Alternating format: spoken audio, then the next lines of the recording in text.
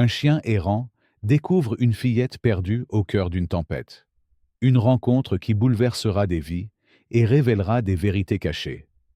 La tempête faisait rage à travers New York, la pluie martelant les rues désertes comme une furie déchaînée de la nature. En cet instant fugace, le temps sembla se figer. Le frêle corps de Sophie se tenait paralysé au milieu de la chaussée, les phares d'une moto fonçant sur elle comme un messager cruel de la mort. Puis surgit une ombre dorée, Léon, son fidèle protecteur, bondissant sans hésitation. Le choc sourd qui suivit entrait la nuit à jamais. Mais cette histoire ne parle pas seulement de sacrifice. C'est le récit de la manière dont un chien errant a dévoilé les secrets les plus sombres d'un officier de police respecté et a montré à une enfant brisée que l'amour pouvait triompher du mal. Chers amis, avant de plonger dans cette émouvante histoire de Sophie et Léon, dites-nous dans les commentaires d'où vous nous regardez. Partagez vos impressions et abonnez-vous pour ne pas manquer les récits qui touchent le cœur.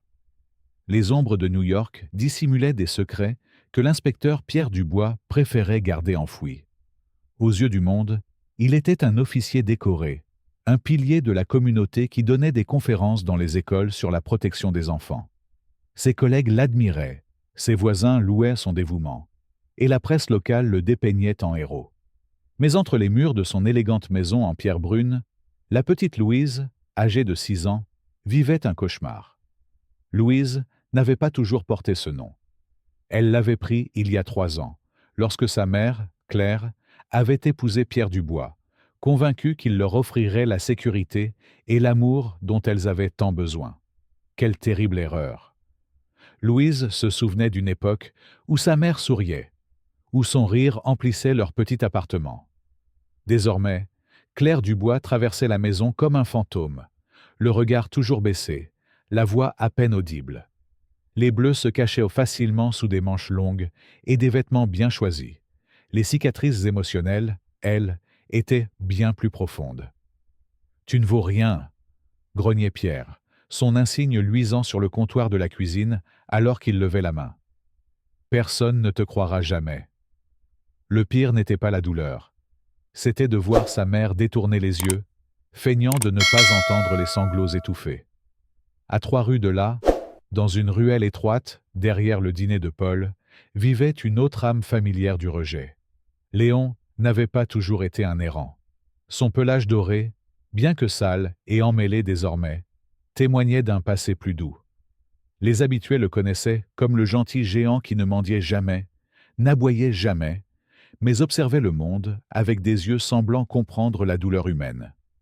La vieille Madame Lin, de la blanchisserie chinoise, lui laissait des restes quand elle le pouvait. « Ce chien, » disait-elle en secouant la tête, « il a une âme ancienne. » L'inspecteur Julien Moreau était nouveau au 35e commissariat, encore assez idéaliste pour croire en la justice, mais suffisamment malin pour taire ses soupçons. Il remarquait ce que d'autres ignoraient. La manière dont Louise tressaillait quand Pierre haussait la voix à la fête de Noël du commissariat, ou comment le sourire de Claire n'atteignait jamais ses yeux. La ville elle-même changeait. La gentrification repoussait la pauvreté, les immeubles flambant neufs projetaient des ombres sur les immeubles délabrés, et la corruption se parait d'un badge de respectabilité. Dans ce labyrinthe urbain de pouvoir et de privilèges, le cri d'un enfant pouvait facilement se perdre dans le bruit. Mais le destin a une façon de réunir des alliés improbables. Par une soirée glaciale de janvier, alors que le verglas rendait les trottoirs traîtres, les chemins de Sophie et Léon allaient en se croiser. Aucun d'eux ne le savait alors, mais cette rencontre déclencherait des événements qui exposeraient la pourriture sous la surface de la ville et remettraient en question la signification même de la justice et de la rédemption. Pierre avait ses propres problèmes qui s'accumulaient. Les affaires internes posèrent des questions sur certaines affaires.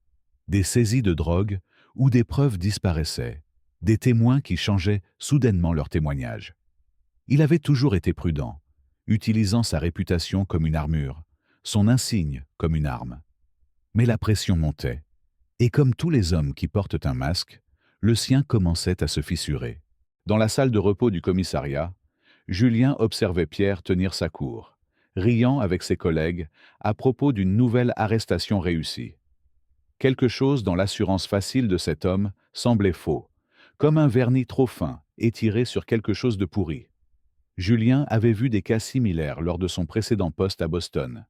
Des figures respectées qui utilisaient leur position pour cacher des monstres en eux. Claire savait qu'elle devait partir, qu'elle trahissait sa fille, mais Pierre avait été clair. Un modèle, et il userait de son influence pour s'assurer qu'elle ne reverrait jamais Louise. « Qui te croirait ?» disait-il, sa voix douce mais chargée de menaces. L'ex-femme troublée qui accuse un officier décoré.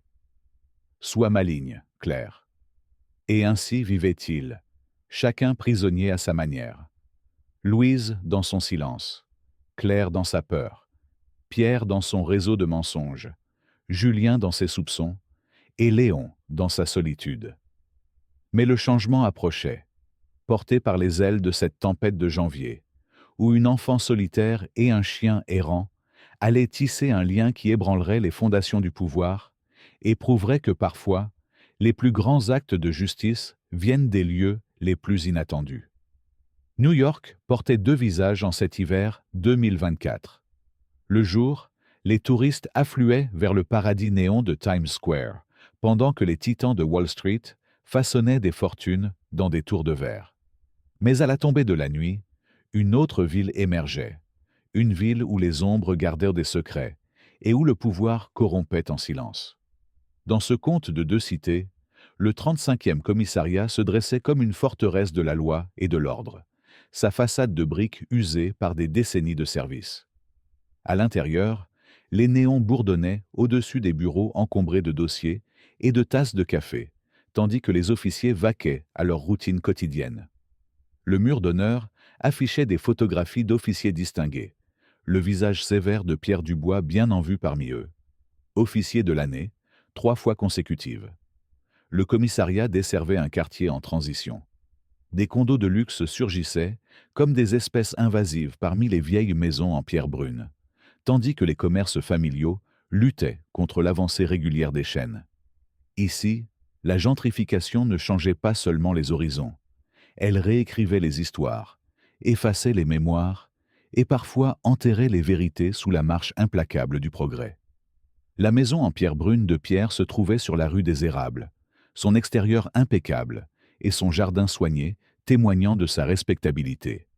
Les voisins louaient le dévouement de la famille à préserver le caractère historique de la propriété.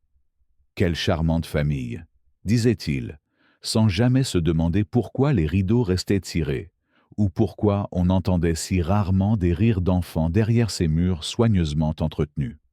L'école primaire locale, où Louise passait ses journées, se trouvait à 3 rues de là. Les enseignants remarquaient son retrait, ses réactions brusques au bruit fort, mais la réputation de Pierre projetait une longue ombre. « L'officier Dubois fait tant pour la communauté », disait le directeur, rangeant les inquiétudes qui pourraient perturber l'équilibre délicat du pouvoir et du favoritisme. Dans les rues étroites entre prospérité et pauvreté, Léon faisait ses rondes. Le chien errant connaissait chaque ruelle, chaque benne, chaque âme charitable qui pourrait lui offrir une bouchée. Il avait appris à éviter les attrape-chiens, à se méfier des habitants plus instables des rues, à survivre dans une ville qui n'avait pas de place pour les errants. Les habitués du dîner de Paul l'avaient nommé ainsi après l'avoir vu séparer 2 chiens plus gros lors d'une bagarre, paisible mais fort, comme leur boxeur retraité préféré, Max Baer. Le département des services sociaux de la ville opérait depuis un bâtiment gris sur la 23e rue, sous-effectif et débordé. Les travailleurs sociaux jonglaient avec des charges impossibles, leurs armoires débordant d'histoires de maltraitance, de négligence et d'échecs systémiques. Mais, quand les plaintes impliquaient des officiers de police, ces dossiers avaient une fâcheuse tendance à disparaître dans un abîme administratif. Julien avait déjà vu ce schéma à Boston. Comment le pouvoir protégeait les siens, comment les murmures s'éteignaient face à l'autorité, comment le système pouvait être tordu pour servir ceux qui le contrôlaient. Il gardait désormais ses propres archives, des fichiers cryptés, cachés, attendant le moment où la vérité pourrait enfin percer l'armure de la corruption. Les chaînes de télévision locales diffusaient des reportages réconfortants sur les initiatives communautaires de l'officier Pierre, ses programmes pour les jeunes, ses discours dans les écoles sur la sécurité et la confiance en la police. L'ironie échappait à la plupart, mais pas à Claire, qui regardait ces émissions avec une douleur creuse dans la poitrine, connaissant le monstre derrière la médaille. Le temps était devenu glacial cette janvier-là, comme si la nature elle-même reflétait la dureté, tapie sous le vernis civilisé de la ville. La vapeur s'élevait des bouches d'égout, comme des témoins fantomatiques, tandis que le vent hurlait dans les canyons urbains, portant des secrets qu'il ne pouvait révéler. Dans ce paysage impitoyable, les puissants devenaient plus forts, tandis que les vulnérables apprenaient à disparaître. Mais les villes abritent non seulement l'obscurité, mais aussi l'espoir, caché dans des recoins inattendus. Dans les mêmes ruelles où Léon cherchait un abri, les voisins veillaient encore les uns sur les autres. À la blanchisserie chinoise, Madame Lin laissait encore sa porte ouverte pour ceux dans le besoin. Au bodega du coin, Monsieur Garcia offrait encore du crédit aux familles en difficulté. De petits actes de bonté persistaient, comme des fleurs têtues, poussant à travers le béton. C'est sur ce fond de pouvoir et d'impuissance, d'apparence et de réalité, de corruption et de compassion, que l'histoire de Sophie et Léon allait se dérouler. Leur amitié improbable exposerait finalement la pourriture sous la surface de la ville, défiant non seulement l'autorité d'un homme, mais tout un système qui protégeait les prédateurs au pouvoir. La nuit où Sophie rencontra Léon pour la première fois fut aussi celle où Pierre perdit tout contrôle. Tout commença avec une assiette brisée, un simple accident, alors que ses petites mains tremblaient en essuyant la vaisselle. Le bruit de la porcelaine se fracassant fut vite noyé par les pas lourds de Pierre descendant les escaliers. « Petite idiote sans valeur !» Sa voix trancha l'air de la cuisine comme une lame. Sophie recula, ses pieds en chaussettes crissant sur les éclats de céramique. L'insigne sur son uniforme captait la lumière de la cuisine, alors qu'il s'avançait, une moquerie de la protection qu'il était censé représenter. Claire apparut dans l'embrasure de la porte, son visage marqué par une terreur impuissante. « Pierre, je t'en prie, ce n'était qu'un accident. » Sa supplique mourut dans sa gorge, alors que Pierre se tournait vers elle. « Tais-toi !» Il attrapa les bras de Louise, ses doigts s'enfonçant dans sa chair tendre. Voilà ce qui arrive quand on les dorlote. Pas de discipline, pas de respect. Le premier coup fit trébucher Louise. Le deuxième fit couler ses larmes. Le troisième, eh bien, le troisième n'arriva jamais car Claire cria enfin « Arrête! Les voisins vont t'entendre !» Non par souci pour sa fille, mais par peur d'être découverte. C'est ce qui fit enfin hésiter Pierre, son souffle lourd d'alcool et de rage. Sophie saisit l'instant, se dégagea et courut vers la porte. Derrière elle, elle entendit le juron de Pierre, le sanglot de sa mère, mais elle ne s'arrêta pas, ne pouvait pas s'arrêter. La nuit de janvier l'engloutit tout entière. La pluie mêlée de grésil piquait son visage, alors qu'elle courait aveuglément dans des rues rendues étrangères par l'obscurité. Sa fine pyjama n'offrait aucune protection contre le froid mordant, mais la douleur dans sa poitrine ne venait pas du temps. À 6 ans, elle savait déjà que les monstres ne se cachaient pas sous les lits. Ils portaient des insignes, disaient les grâces à table. Elle courut jusqu'à ce que ses jambes cèdent, se retrouvant dans une ruelle inconnue derrière ce qui sentait comme un restaurant. La benne offrait un abri minimal contre la pluie, et Sophie s'y blottit, son corps tremblant de froid et de terreur. Et si Pierre venait la chercher? Et s'il la trouvait? Et si... Un gémissement doux interrompit ses peurs en spirale. À travers ses larmes, elle vit une grande forme émerger des ombres. Son cœur s'arrêta jusqu'à ce qu'elle réalise que c'était un chien. Un gros, avec un pelage doré emmêlé et des yeux doux qui semblèrent briller dans la faible lumière.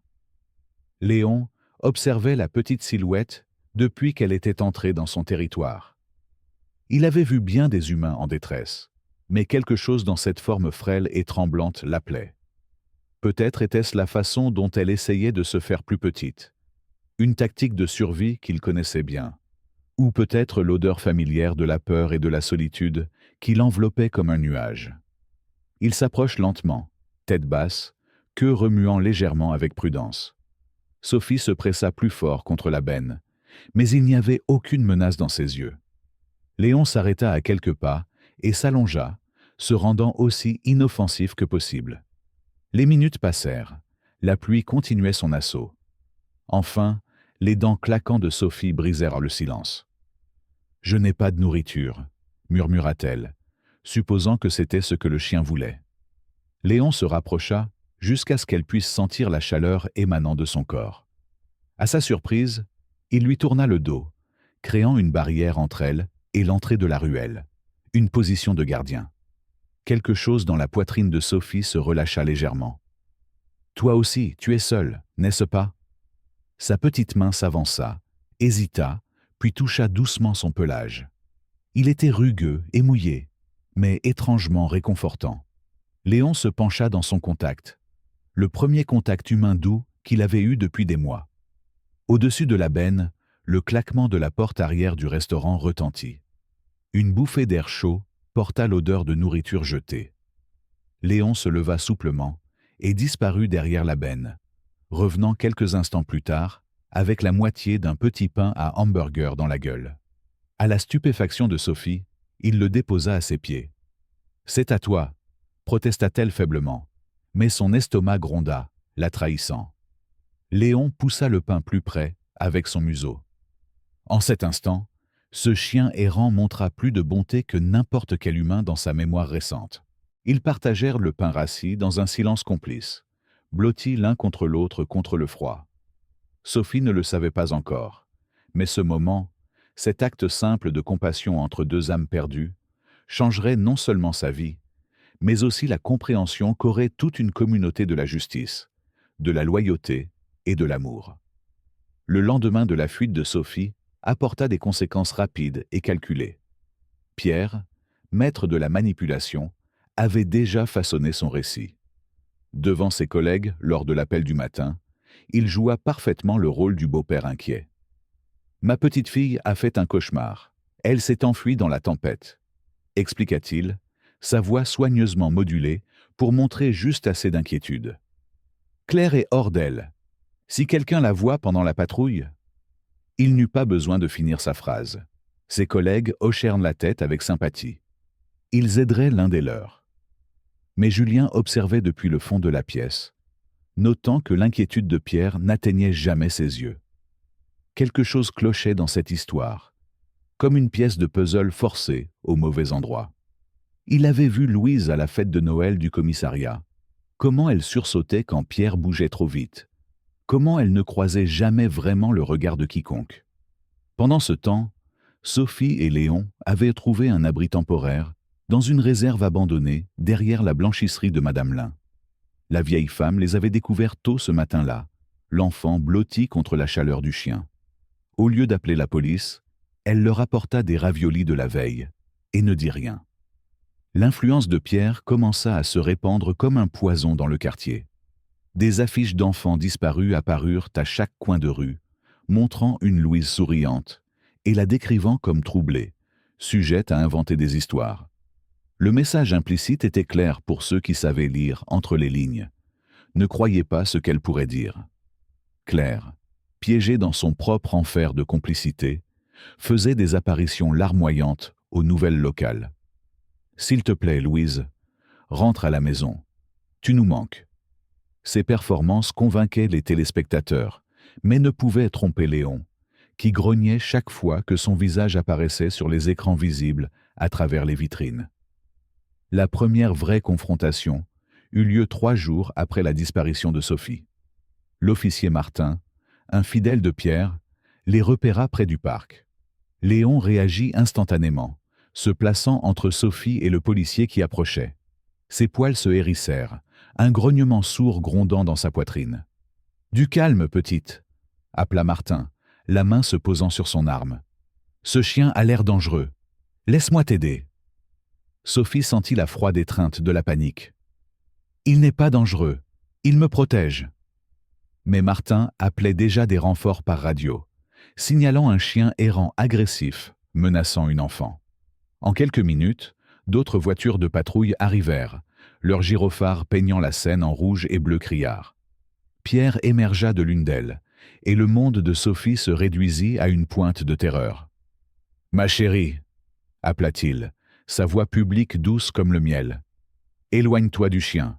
Laisse-nous t'aider. » Le grognement de Léon s'intensifia, son corps prêt à bondir. Il pouvait sentir le danger émanant de cet homme, sentir la peur de Sophie monter en flèche. Quand Pierre fit un pas en avant, l'aboiement d'avertissement de Léon l'arrêta net. La foule qui se rassemblait observait l'affrontement, avec une inquiétude croissante. Madame Lin se fraya un chemin jusqu'à l'avant, sa voix tranchant la tension. « Laissez fille tranquille. Chien protège, pas fait mal. Vous pas voir, vous aveugle. » Le masque de Pierre glissa une seconde, révélant la rage en dessous. « Madame, c'est une affaire de police.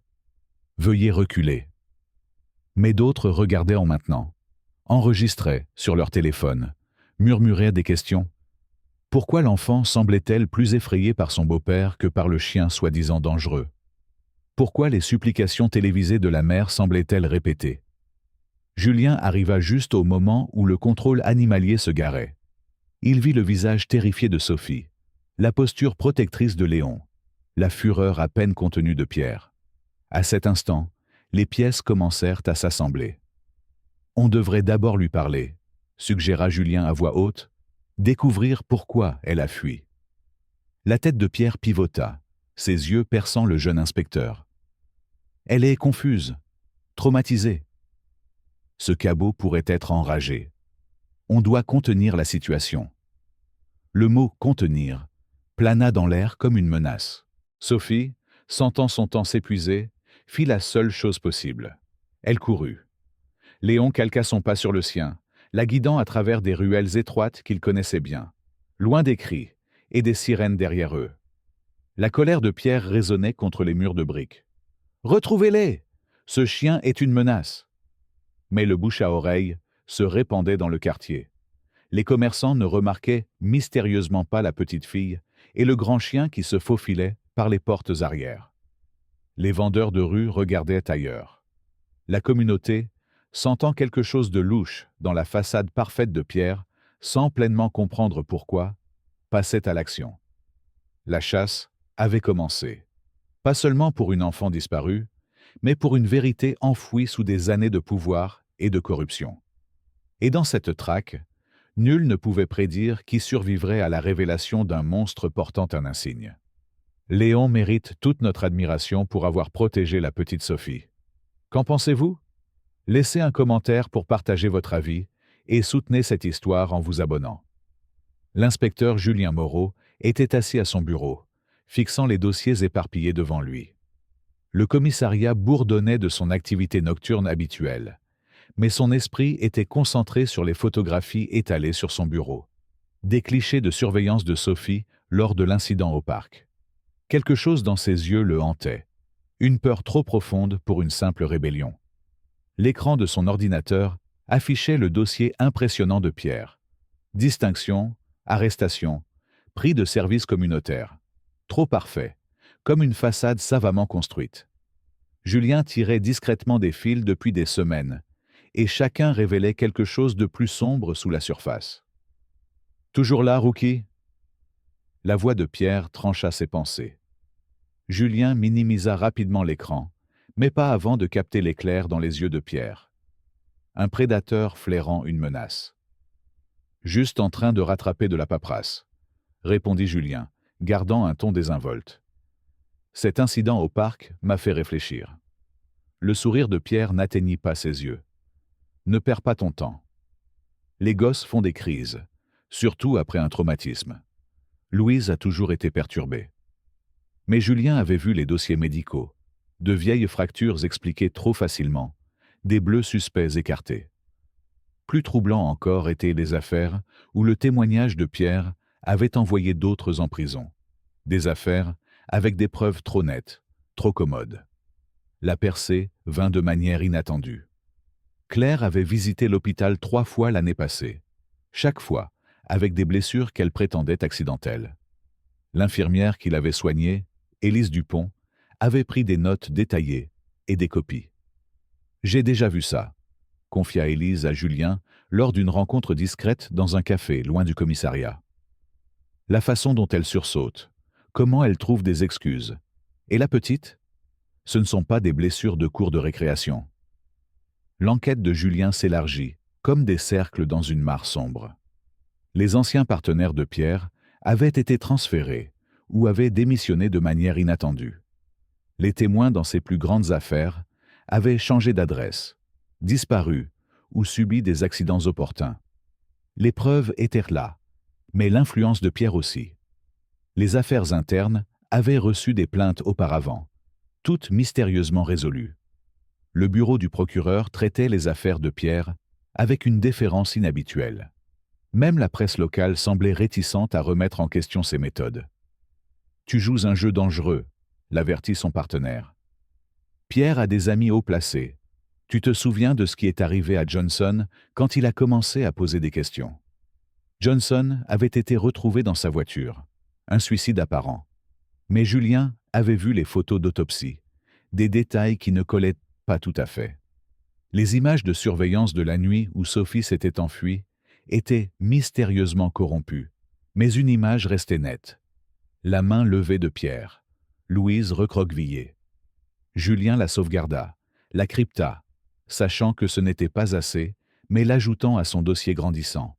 Puis vinrent les registres financiers, petits dépôts de dealers connus, propriétés achetées via des sociétés écrans, comptes offshore consultés à des dates correspondant à de grosses saisies de drogue. Pierre n'était pas seulement violent, il était corrompu, utilisant son insigne pour bâtir un petit empire. Mais l'exposé signifiait tout risquer. Julien pensa à sa propre famille, sa carrière, les menaces qui viendraient sûrement. Pourtant, chaque fois qu'il envisageait de reculer, il se souvenait des yeux de Sophie, de la manière dont Léon se tenait entre elle et le danger, comme si le chien errant comprenait mieux la protection et le service que certains portant l'insigne. La pièce finale se mit en place quand un ancien informateur le contacta. Marcel, le rat. Lefebvre, mourant d'un cancer dans un hospice, voulait soulager sa conscience. Pierre gère des raquets de protection depuis des années, planter des preuves sur des rivaux, éliminer les menaces à son opération. Il a la moitié des gradés dans sa poche, souffla Marcel. L'autre moitié a trop peur pour bouger. Mais j'ai des preuves, enregistrements, documents. Je les gardais comme assurance. Mais il ne me reste plus beaucoup de temps. Julien quitta l'hospice avec une clé USB qui pesait 1 tonne. Mais il savait que les preuves seules ne suffiraient pas. L'influence de Pierre était trop profonde, le système trop corrompu pour faire confiance aux canaux officiels. Il lui fallait un plan, des alliés fiables, et surtout, il devait trouver Sophie avant Pierre. La fille et son protecteur étaient devenus des symboles de quelque chose de plus grand. La chance d'exposer non seulement un officier corrompu, mais tout un réseau d'abus et de pouvoir. En rentrant chez lui ce soir-là, Julien remarqua un SUV noir qui le suivait. Le message de Pierre était clair. Recule ou fais face aux conséquences.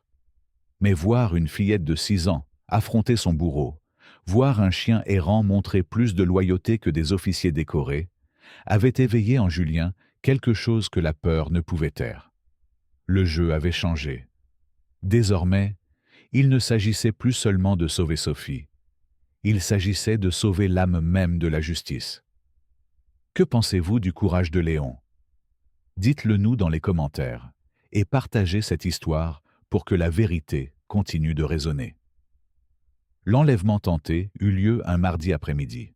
Sophie et Léon avaient trouvé un refuge temporaire dans la réserve de Madame Lin. Mais ils avaient besoin de provisions. Pendant que Madame Lin distrayait les clients à l'avant de sa blanchisserie, Sophie se glissa par la porte arrière avec Léon à ses côtés. Ils n'avaient pas parcouru 2 pâtés de maison qu'une camionnette noire s'arrêta. 2 hommes en sortirent, bougeant avec une efficacité rodée. « Ton père est mort d'inquiétude, ma petite », lança l'un d'eux en tendant la main vers son bras. « Il est temps de rentrer. » La réaction de Léon fut immédiate et féroce. Son aboiement brisa le silence de la rue, alors qu'il se jetait entre Sophie et les étrangers, dents découvertes, poils hérissés. Il passa de compagnon doux à gardien terrifiant.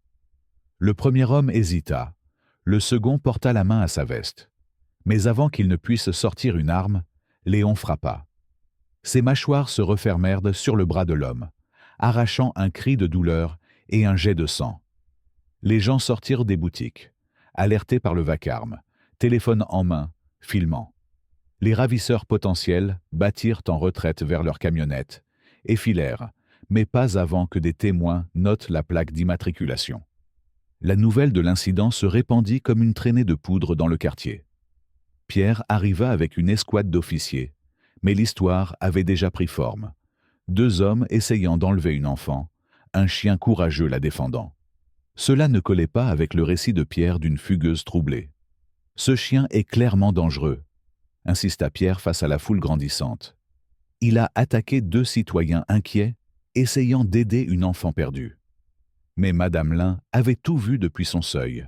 « Pas enfant perdu !» cria-t-elle. Ces hommes essayaient d'attraper elle. Chien sauvait sa vie. D'autres voix se joignirent à elle. Le propriétaire du bodega avait des images de surveillance.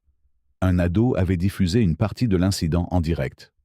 Trop de témoins, trop d'enregistrements pour que Pierre contrôle le récit. Ce soir-là, les nouvelles locales diffusèrent à l'histoire. Un chien errant héroïque empêche un enlèvement potentiel. La journaliste, Camille Laurent, creusa plus loin que Pierre ne l'avait prévu. Elle interrogea des témoins, questionna le communiqué officiel de la police, souleva des questions gênantes sur pourquoi une enfant soi-disant troublée fuirait l'aide. La rage de Pierre explosa à huis clos. Claire en fit les frais cette nuit-là, finissant aux urgences avec des blessures accidentelles. Mais cette fois, Élise Dupont était de garde. Elle documenta tout, photographia les bleus et transmit discrètement les informations à l'inspecteur Julien. La communauté se mobilisa. Madame Lin organisa un réseau de commerçants qui montèrent la garde, partageant des informations via une application de messagerie.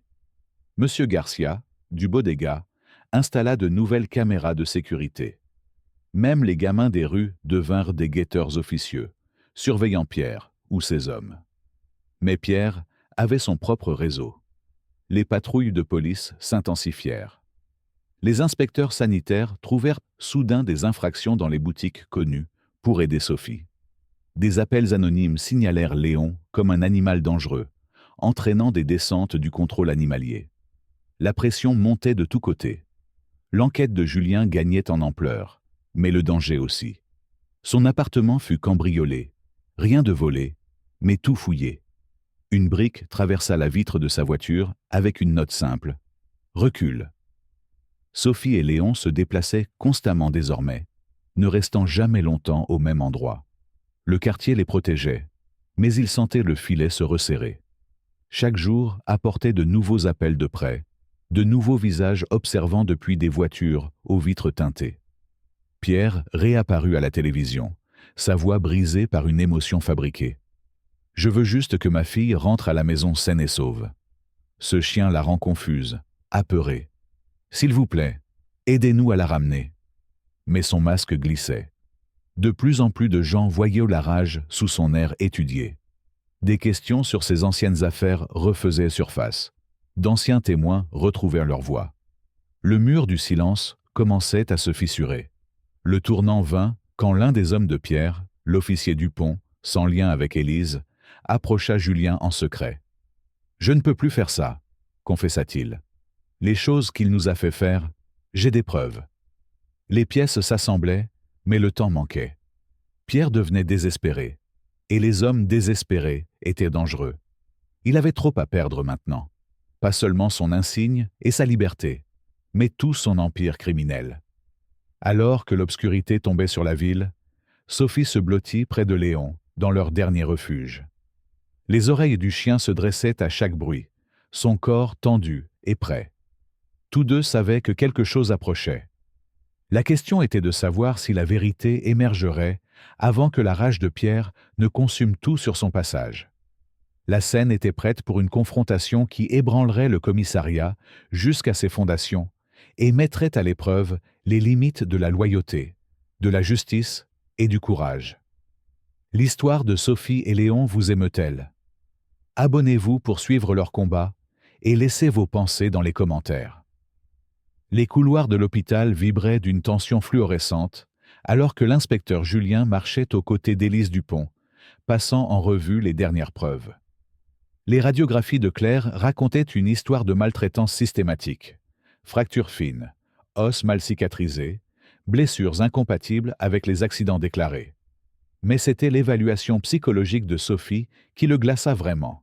Repli total, anxiété sévère, signe classique d'un traumatisme prolongé. Le docteur Hélène Berger expliqua dans son bureau, loin des regards indiscrets, « Quand j'ai essayé de parler de sa vie familiale, elle est devenue presque catatonique. Ce n'est pas de la rébellion, inspecteur. C'est de la survie. » À l'extérieur, des camionnettes de presse commençaient à se rassembler. Le premier reportage de Camille Laurent avait ouvert les vannes. Et maintenant, les grands réseaux reprenaient l'histoire. « Chien héros ou menace publique ?» hurlait un titre. « Des questions entourent la vie familiale d'un officier », proclamait un autre. La réponse de Pierre fut rapide et multiforme. D'abord vint la conférence de presse, où il se tint flanqué de collègues compatissants. « Ma fille a besoin d'aide professionnelle », annonça-t-il, la voix tremblante à la perfection. Ce chien est devenu une fixation dangereuse, l'empêchant de recevoir le traitement dont elle a besoin. Il produisit des experts, des psychologues soigneusement choisis qui n'avaient jamais rencontré Sophie, pour discuter des troubles de l'attachement, des obsessions animales, des dangers de cautionner un comportement délirant. Chaque interview était une leçon de manipulation, le dépeignant comme un père inquiet, luttant contre un système qui ne comprenait pas. Mais la vérité contre-attaquait. L'enquête de Julien avait mis au jour un schéma remontant à des années. D'anciens voisins ayant déménagé subitement furent retrouvés et interrogés. De vieilles plaintes, officiellement perdues, refaisaient surface par des canaux détournés. Une image émergeait d'une maltraitance systématique cachée derrière un insigne. Les services sociaux s'impliquèrent enfin, bien que leur enquête avançât à un rythme glacial. Jeanne Leclerc, l'assistante sociale assignée, luttait contre l'inertie institutionnelle et la pression politique. « Chaque fois que je pousse, quelqu'un d'en haut me bloque », confia-t-elle à Julien lors d'une réunion discrète. « Mais je documente tout. » L'hôpital devint un champ de bataille de récits concurrents. Claire, encore en convalescence après son accident, se retrouvait coincée entre peur et conscience. Élise Dupont s'assurait d'être présente lors des visites de Pierre, notant comment son comportement public attentionné changeait quand il pensait que personne ne regardait. « Il lui a serré le bras quand je suis entré », rapporta Élise à Julien. Le regard dans ses yeux. J'ai vu ce regard dans les pires cas de violence domestique. Pendant ce temps, le réseau clandestin du quartier s'élargissait. La blanchisserie de Madame Lin devint un centre de commandement officieux, où les informations circulaient par murmures et messages codés. Les caméras du bodega de M. Garcia capturaient des véhicules suspects tournant dans le coin, les hommes de main privés de Pierre cherchant Sophie et Léon. L'enquête sur la conduite professionnelle de Pierre révélait une corruption plus profonde. Saisie de drogue ou des preuves disparaissaient, des témoins qui changeaient leurs déclarations après des conversations privées, des propriétés acquises par des sociétés écrans liées à des criminels connus.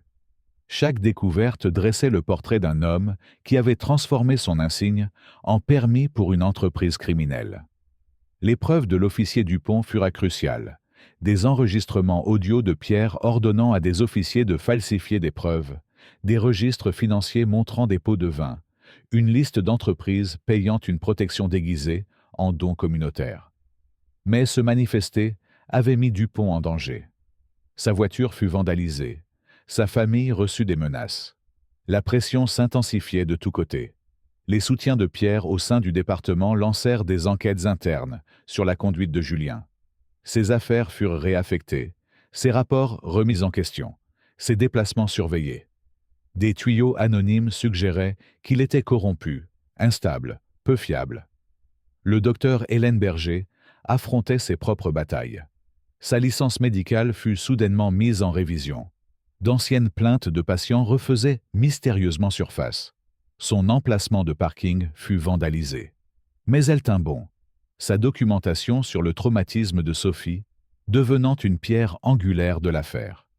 Jeanne Leclerc des services sociaux poussait plus fort malgré une résistance croissante. Elle compila un rapport accablant. Des entretiens avec des enseignants ayant remarqué des signes de maltraitance, des dossiers médicaux montrant un schéma de blessure, des évaluations psychologiques indiquant un traumatisme sévère. Mais faire parvenir ce rapport aux bonnes autorités s'avérait ardu. Les dossiers disparaissaient, les emails étaient supprimés, les réunions annulées. Le personnel de l'hôpital se rallia autour d'Élise Dupont.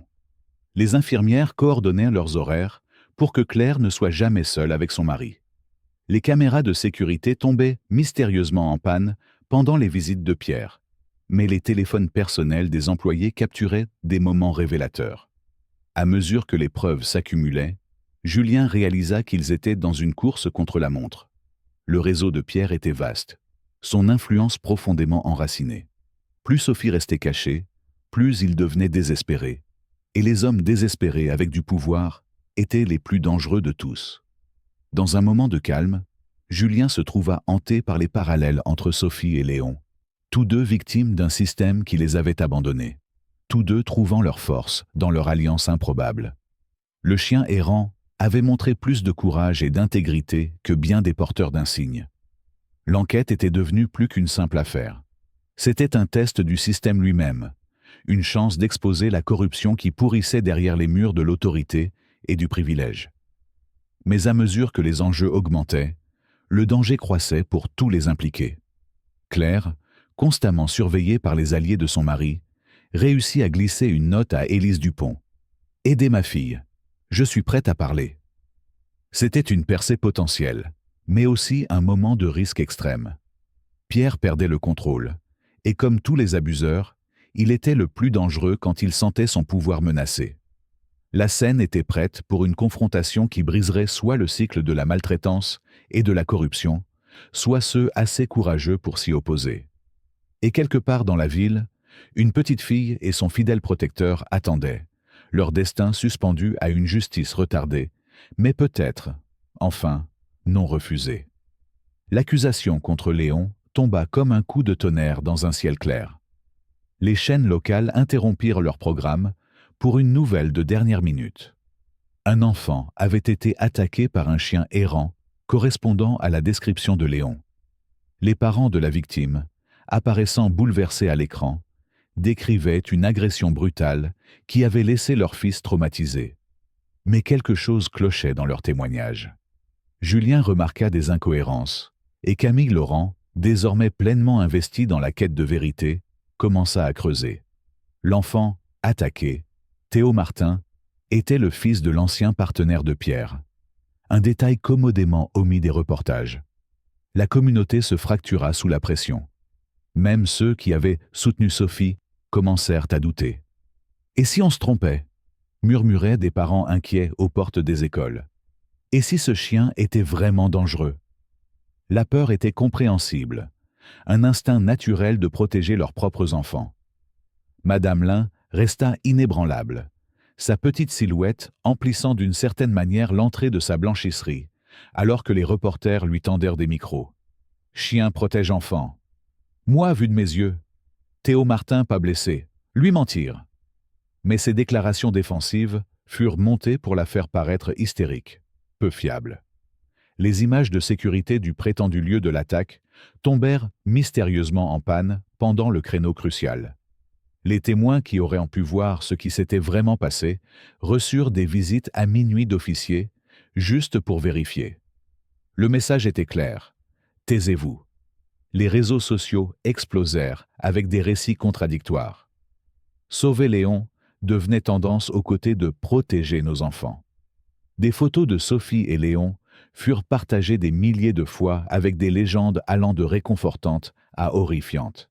Les partisans de Pierre le dépeignaient comme un père désespéré, tentant de sauver sa fille d'un animal dangereux. Ses détracteurs voyaient un officier corrompu utilisant tous les moyens à sa disposition pour garder le contrôle. Le fils du propriétaire du bodega, Miguel Garcia, risqua tout en se manifestant.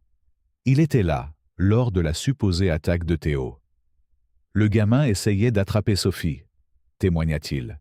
Léon s'est juste mis entre eux, grognant. Il n'a mordu personne. Puis ces types en costume sont arrivés, ont pris Théo, lui ont dit quoi dire. Quelques heures après sa déclaration, des inspecteurs sanitaires envahirent le magasin de son père. Les services d'immigration s'intéressèrent soudain au statut de sa tante. Et sa petite sœur fut suspendue de l'école pour des problèmes de comportement inexistants la veille. Julien vit ses alliés tomber un à un sous une pression similaire. Le docteur Berger fut convoqué devant le conseil médical pour défendre sa licence. Élise Dupont fut transférée dans un autre hôpital à l'autre bout de la ville. Jeanne Leclerc des services sociaux fut mise en congé administratif en attendant une enquête sur des irrégularités procédurales. Même l'officier Dupont, dont les preuves avaient semblé si cruciales, commença à vaciller. Sa femme reçut des photos de leurs enfants allant à l'école, une menace claire. Son partenaire refusa soudain de patrouiller avec lui, le laissant vulnérable. La fine ligne bleue resserrait ses rangs. Le cirque médiatique s'intensifia. Les nouvelles nationales reprirent l'histoire, mais le récit avait dévié. Au lieu d'enquêter sur la corruption de Pierre, elle se concentrait sur la controverse autour de Léon. Des experts débattaient du comportement animal et de la psychologie infantile, tout en passant à côté de l'histoire plus profonde de maltraitance et de pouvoir. Claire, regardant depuis sa chambre d'hôpital, sentait sa détermination vaciller. Chaque chaîne montrait des images de son mari consolant la famille de Théo Martin, son inquiétude semblant sincère. Elle commença à douter de ses propres souvenirs. Avait-elle imaginé la violence? Trahissait-elle un homme bon? Sophie et Léon furent forcés de se cacher encore plus profondément. Le réseau de refuge se réduisit à mesure que la peur se répandait dans le quartier. Même ceux qui croyaient en leur innocence avaient un peur d'aider. L'ombre de Pierre semblait s'étendre sur toute la ville. L'enquête de Julien stagnait, alors que les témoins retiraient leurs déclarations et que les preuves disparaissaient. Son supérieur lui suggéra de prendre des vacances, son partenaire demanda un transfert, et son informateur confidentiel cessa de répondre aux appels. Le mur du silence se reconstruisait, plus fort que jamais. Mais dans l'obscurité, des alliés inattendus émergèrent. Une officier débutante nommée Sarah Lefebvre, sans lien avec Marcel, commença à copier secrètement des dossiers avant qu'ils ne soient perdus. Un concierge du commissariat enregistrait les conversations dans le bureau de Pierre. De petits actes de résistance prouvaient que la vérité ne pouvait être totalement enterrée. Le tournant vint d'une source inattendue.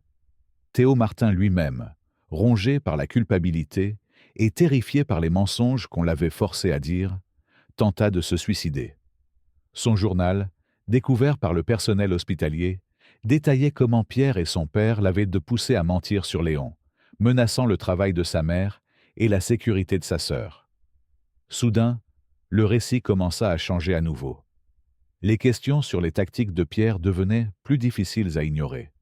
Le schéma d'intimidation et de corruption émergeait plus clairement. Mais avec cette clarté venait un danger accru. Pierre manquait d'options, et les prédateurs acculés sont les plus dangereux. Alors que le soleil se couchait sur une nouvelle journée tendue, Julien était assis dans sa voiture, relisant la déclaration de Théo. Son téléphone vibra avec un texto d'un numéro inconnu. « Elle est prête à parler demain. Amener du renfort. » Claire avait enfin trouvé son courage. Mais à quel prix? Et pourrait-il la protéger assez longtemps pour qu'elle raconte son histoire? Les pièces étaient en place pour une confrontation finale. La vérité se frayait un chemin vers la surface, mais la vérité seule ne suffisait pas. Il leur fallait des preuves irréfutables, des témoins qui tiendraient bon, et surtout, ils devaient garder Sophie en sécurité jusqu'à ce que la justice puisse enfin triompher. L'ordre d'euthanasier Léon tomba un mardi matin gris. Le contrôle animalier, agissant sur de multiples plaintes de comportement agressif, obtint un ordre judiciaire d'urgence. Pierre avait enfin trouvé un moyen d'éliminer sa plus grande menace, non par la violence, mais par les canaux légaux. La nouvelle se répandit rapidement à travers le réseau clandestin du quartier. Les mains de Madame Lin tremblaient en transmettant le message à Julien. Ils viennent demain matin. Prendre chien. Tuer lui. Ses yeux, d'ordinaire si farouches, étaient pleins de larmes. Pas laissé arriver. Chien héros. Julien travailla frénétiquement via les canaux officiels, mais chaque appel rencontrait le même mur de bureaucratie. Les preuves du comportement protecteur de Léon, les témoins de sa douceur, les vidéos le montrant sauvant Sophie, rien de tout cela ne comptait face aux préoccupations de sécurité publique. Claire, encore en convalescence à l'hôpital, regardait les nouvelles avec une horreur croissante. L'influence de son mari s'étendait plus loin que quiconque l'imaginait, transformant le système lui-même en arme. Sophie apprit l'ordre alors qu'elle se cachait dans le sous-sol de l'église Saint-Michel, où le père Antoine avait offert un sanctuaire. Son petit corps tremblait de sanglots alors qu'elle s'accrochait au pelage de Léon. « Ils ne peuvent pas te prendre, » murmura-t-elle. « Je ne les laisserai pas faire. » La communauté se mobilisa avec une vitesse désespérée. Les caméras de M. Garcia capturèrent les hommes de Pierre, établissant un périmètre autour du quartier. Les patrouilles de police augmentèrent, fouillant les cours, interrogeant les résidents. Le filet se resserrait. Camille Laurent diffusa l'histoire sur sa chaîne, mais le mal était fait. D'autres médias reprirent le récit officiel. Un chien errant dangereux avait manipulé une enfant perturbée. La sécurité publique exigeait une action décisive. La machine de l'opinion publique avançait, écrasant la vérité sous ses roues. Cette nuit-là, alors que la pluie tombait sur les rues sombres de la ville, Julien reçut un message crypté de l'officier du pont. « Pierre sait qu'ils sont à l'église. Ils arrivent à l'aube. » Le choix était clair. Déplacer Sophie et Léon maintenant, ou les perdre tous les deux. Le plan d'évasion se forma en fragments désespérés. Madame Lin coordonna avec son réseau de commerçants. Le père Antoine prépara le vieux système de tunnel de l'église, autrefois utilisé par le chemin de fer clandestin. L'officier Lefebvre positionna des unités amies pour, accidentellement, retarder l'intervention. Mais Pierre avait anticipé la résistance. Ses hommes surveillaient chaque sortie, photographiaient tous ceux entrant ou sortant des bâtiments suspects. La corruption qu'il avait cultivée pendant des années lui donnait des yeux partout, des oreilles dans chaque ombre. Sophie et Léon avançaient dans le système de tunnel, guidés par la lampe vacillante du père Antoine. Les vieux passages étaient étroits, humides, chargés du poids de l'histoire et du désespoir. Léon se déplaçait silencieusement aux côtés de Sophie, son corps tendu mais stable. Au-dessus, la ville s'éveillait dans le chaos. Des manifestants se rassemblaient devant le commissariat, réclamant justice pour Léon. Des contre-manifestants, beaucoup étrangement bien organisés, appelaient à une action immédiate contre l'animal dangereux. Les médias affluaient, se nourrissant du conflit. Julien coordonnait depuis sa voiture, utilisant des téléphones à usage unique et des messages cryptés. Chaque refuge ne pouvait être utilisé que brièvement, avant que le réseau de Pierre ne le découvre. Le temps manquait, et avec lui, les options. Le point de rupture survint au lever du soleil. Les unités de contrôle animalier, soutenues par la police, commencèrent des fouilles systématiques. Pierre lui-même menait une équipe, son masque public d'inquiétude ne glissant jamais, mais ceux qui regardèrent de près pouvaient voir l'anticipation prédatrice dans ses yeux. Claire, regardant depuis sa chambre d'hôpital, prit sa décision. Contre l'avis médical, elle se fit sortir. Élise Dupont, travaillant un tour supplémentaire, l'aida à échapper aux surveillants de Pierre. « Dis la vérité », murmura-t-elle alors que Claire partait. « C'est le seul moyen d'arrêter ça. » Le système de tunnel sous la ville devint un dédale de peur et d'espoir. Sophie et Léon passaient d'ombre en ombre, tandis qu'au-dessus d'eux, la chasse s'intensifiait. Chaque ami pouvait être un traître, chaque refuge un piège. Le père Antoine, les guidant dans l'obscurité, parlait doucement de foi et de courage. « Parfois, dit-il à Sophie, faire ce qui est juste signifie enfreindre les lois humaines pour suivre celles plus hautes. » Ces mots portaient le poids de siècles de sanctuaires offerts aux persécutés. Mais même les tunnels les plus anciens ne pouvaient les cacher éternellement. La corruption de Pierre s'était étendue trop loin, trop profondément. Le système conçu pour protéger les innocents avait été retourné contre eux, et le temps s'épuisait. Alors que l'aube se levait sur la ville, Julien reçut un dernier message. La mère arrive, apporte des preuves. Gardez-les en sécurité, encore 1 heure. L'épreuve finale approchait. Mais la vérité arriverait-elle à temps pour sauver une enfant innocente et son fidèle protecteur d'un système perverti par le pouvoir et la corruption? La ville retenait son souffle, attendant que la justice ou la tragédie émerge de la tempête grandissante. Dans les tunnels en contrebas, une fille et son chien avançaient dans l'obscurité, portant avec eux l'espoir que quelque part, d'une manière ou d'une autre, la lumière percerait enfin les ombres du pouvoir et de la peur. Sophie et Léon luttent pour la justice. Soutenez-les en partageant cette histoire et en laissant vos réactions dans les commentaires. La confrontation finale éclata à la station de métro abandonnée de la rue Thompson. Le réseau de Pierre avait suivi les déplacements de Sophie et Léon dans le système de tunnels, les forçant à remonter à la surface. La pluie martelait les rues au-dessus, alors que les unités de police convergeaient sur le lieu. Claire arriva en premier, serrant un sac étanche contenant des années de preuves, photos, dossiers médicaux, enregistrements de menaces et de maltraitance. Julien la retrouva à l'entrée scellée de la station, son arme dégainée, surveillant les ombres. « Ils arrivent », prévint-il. Pierre sait. À l'intérieur de la station, Sophie se blottit avec Léon sous les lumières d'urgence vacillantes. Les oreilles du chien étaient dressées, son corps tendu, alors que des pas résonnaient dans les tunnels. Le père Antoine montait la garde à une entrée tandis que l'officier Lefebvre sécurisait une autre. Le piège se refermait. Mais qui piégeait qui? La voix de Pierre retentit à travers l'ancien système de haut-parleurs de la station, mystérieusement activé. « Sophie, ma chérie, plus de fuite. Sors maintenant.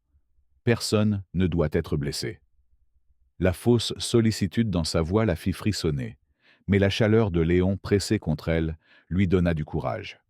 La confrontation se déroula en une série de moments explosifs. D'abord vinrent l'équipe tactique de Pierre, avançant avec une précision rodée. Mais ils se heurtèrent à un mur inattendu de civils. Madame Ling, Monsieur Garcia, des résidents du quartier qui se positionnèrent comme témoins, téléphone en main, filmant tout. Le monde regarde.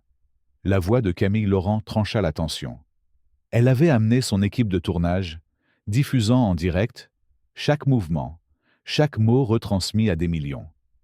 Le pouvoir des ténèbres affrontait son plus grand ennemi, la lumière. Pierre apparut à l'entrée principale, portant encore son masque de sollicitude. Mais Claire se dressa devant lui, bloquant son chemin. « C'est fini, » dit-elle, sa voix tremblante mais claire. « Dis-leur la vérité, Pierre. Dis-leur qui tu es vraiment. » Le barrage céda. La voix de Claire gagna en force, alors qu'elle détaillait des années de maltraitance, de corruption et de terreur. Les preuves jaillirent, photos de blessures, enregistrements de menaces, registres financiers montrant des pots de vin et des paiements. Chaque révélation arrachait une nouvelle couche à la façade soigneusement construite de pierre. Son masque se fissura. La rage en dessous éclata alors qu'il se précipita sur sa femme. Mais Léon, qui observait en silence, passa à l'action. Le corps puissant du chien repoussa Pierre en arrière, se tenant entre lui et Claire, dents découvertes en un dernier avertissement. Pierre dégaina son arme, toute prétention envolée. « Ce cabot est un problème depuis le premier jour », grogna-t-il. Plusieurs armes apparurent, ses soutiens visant Léon, Julien et Lefebvre visant eux. Une impasse mexicaine dans une station de métro, diffusée en direct au monde entier. La voix de Sophie trancha la tension. « Montre-leur, Léon !» Le chien, sans quitter Pierre des yeux, baissa la tête et tira quelque chose de son collier. Une petite caméra, enregistrant tout depuis la nuit où Sophie s'était enfuie. L'assurance de Julien, cachée à la vue de tous. Les écrans de la station, encore fonctionnels après des années d'abandon, s'allumèrent. L'équipe de Camille Laurent avait piraté le système, diffusant les images de la caméra. Le vrai visage de Pierre apparut en haute définition. La maltraitance, les menaces, la corruption exposées à tous. Son soutien s'effondra. Les officiers baissèrent leurs armes, s'éloignant d'un homme qu'ils voyaient clairement pour la première fois. Pierre, réalisant que son empire s'écroulait, fit un dernier mouvement désespéré. Il tira sur Sophie. Le temps sembla ralentir. Léon bondit sans hésitation, prenant la balle destinée à sa jeune amie. Claire hurla. L'arme de Julien aboya une fois, touchant Pierre à l'épaule. L'officier corrompu tomba, son pistolet glissant sur le quai. Les suites se déroulèrent dans le chaos. Pierre fut arrêté, ses soutiens changeant rapidement de camp pour se sauver. Claire se précipita vers sa fille, l'enveloppant dans une protection retardée de plusieurs années. Mais Sophie ne pouvait se concentrer que sur Léon, étendu immobile sur le quai froid, le sang maculant son pelage doré, sa respiration faible. Les larmes de Sophie tombèrent sur son visage, alors qu'elle le suppliait de rester. Le même chien qui l'avait sauvé tant de fois, qui avait porté la vérité à la lumière, avait fait un dernier sacrifice. Les urgentistes arrivèrent. Quelqu'un avait appelé les services d'urgence humains et vétérinaires.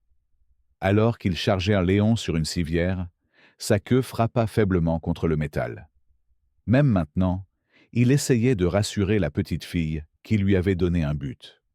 La ville regardait à travers la diffusion de Camille Laurent, alors que la corruption s'effondrait et que la vérité émergeait des ténèbres.